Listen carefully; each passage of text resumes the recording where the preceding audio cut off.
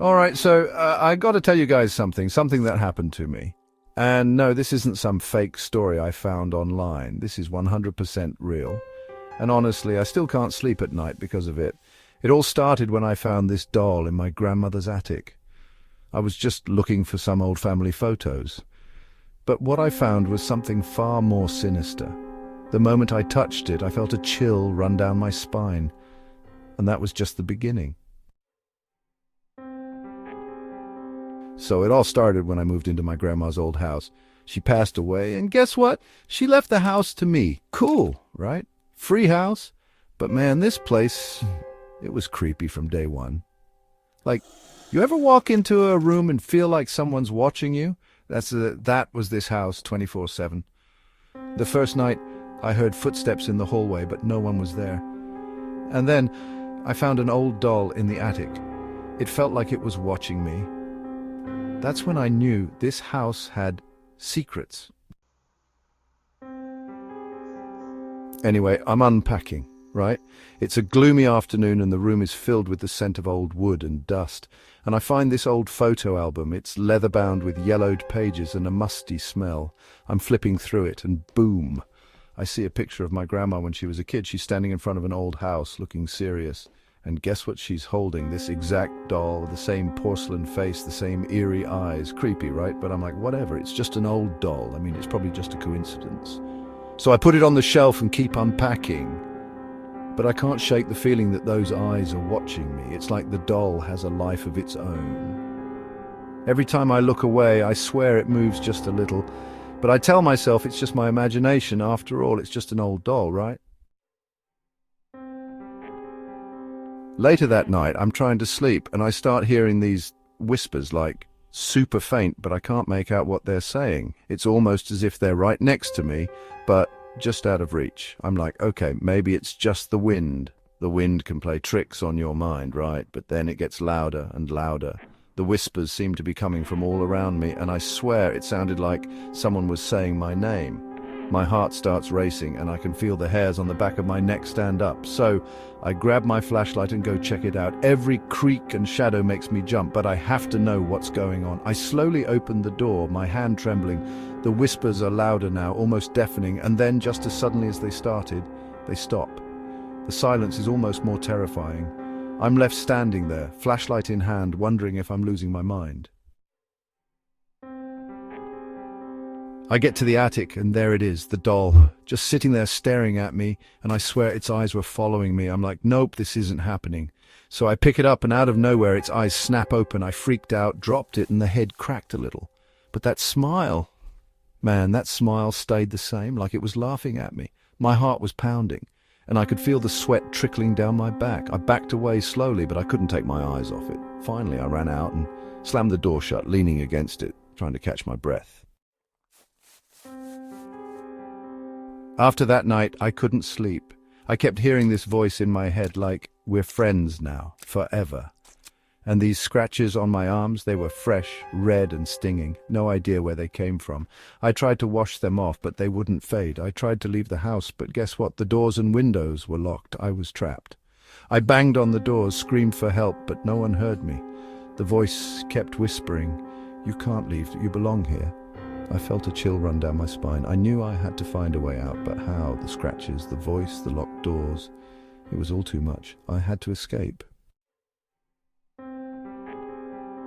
So I find this old journal in the attic, and it's my grandma's handwriting. She used to write about everything from her daily life to the most peculiar events. In one of the entries, she's talking about this doll, saying it was used to trap some evil spirit. And get this, she wrote, the doll must never be broken, or the spirit will be free. Great, just great. So I'm stuck with this thing, and I've got two choices. Live with it forever or break it and risk setting the spirit loose. My grandma's journal also mentioned the history of the doll. It was passed down through generations, each owner warned of its dark secret. The doll was originally crafted in the late 1800s by a mysterious toymaker who was rumored to dabble in the occult. According to legend, the toymaker created the doll to imprison a malevolent spirit that had been haunting his family. Now it's my turn to bear this burden. What should I do? I'm like, you know what? I can't live like this. So I grab the doll and smash it against the wall. and man, all hell breaks loose. The doll shatters into countless pieces, each one seeming to release a dark energy. The spirit comes out screaming, the house is shaking, objects are flying off the shelves, and I'm just standing there like, what did I just do? The air is thick with tension and fear. I closed my eyes, waiting for the worst, feeling the ground tremble beneath me. But when I opened them, the spirit was gone. The house was quiet, eerily still. I thought it was over, but the silence was almost more terrifying. I cautiously moved, every creak of the floorboards making my heart race. Gap 3S.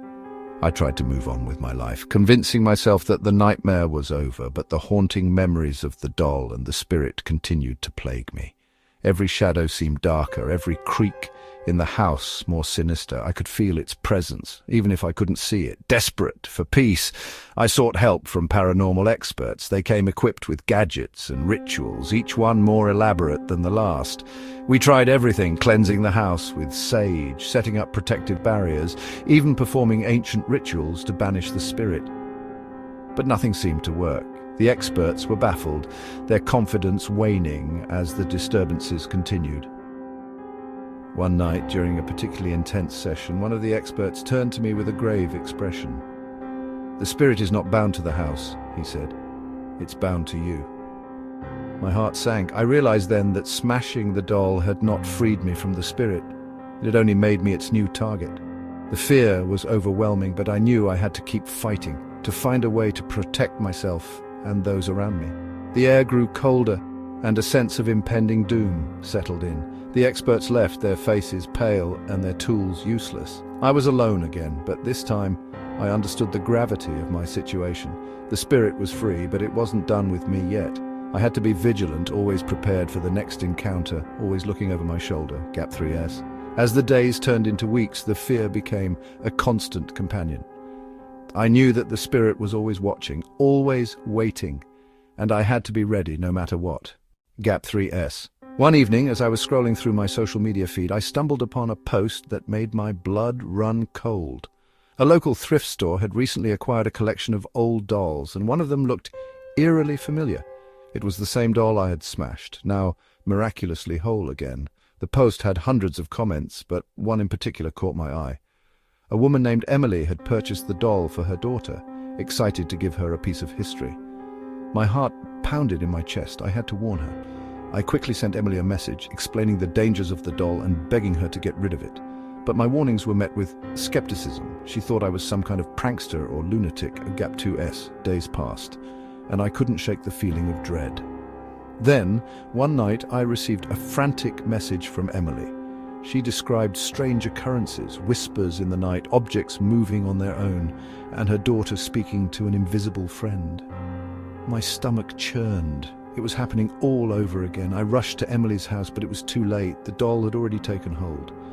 Emily's once cheerful home now felt like a prison, the air thick with an unseen malevolence. We tried to burn the doll, to destroy it as I had before, but it was futile. The spirit had found a new home, and it wasn't going to let go. Gap 2S. As I left Emily's house, I knew the cycle of haunting had begun anew. The spirit had moved on, but its grip on the world remained. I could only hope that Emily and her family would find a way to survive the nightmare that was now their reality. Gap 2S. The lesson was clear. Some things are never truly gone, and some spirits can never be freed. They simply move from one victim to the next, leaving a trail of fear and despair in their wake. But it wasn't over. The spirit wasn't destroyed. It was set free, and now it's out there, roaming the world, untethered and unseen, looking for a new home, a new place to haunt. So if you ever find an old doll, just leave it alone. Don't touch it, don't take it with you, trust me. You don't want to go through what I went through. The spirit is free now, and it's always searching. It's always watching, waiting for the next unsuspecting soul. So be careful, and remember, some things are better left forgotten.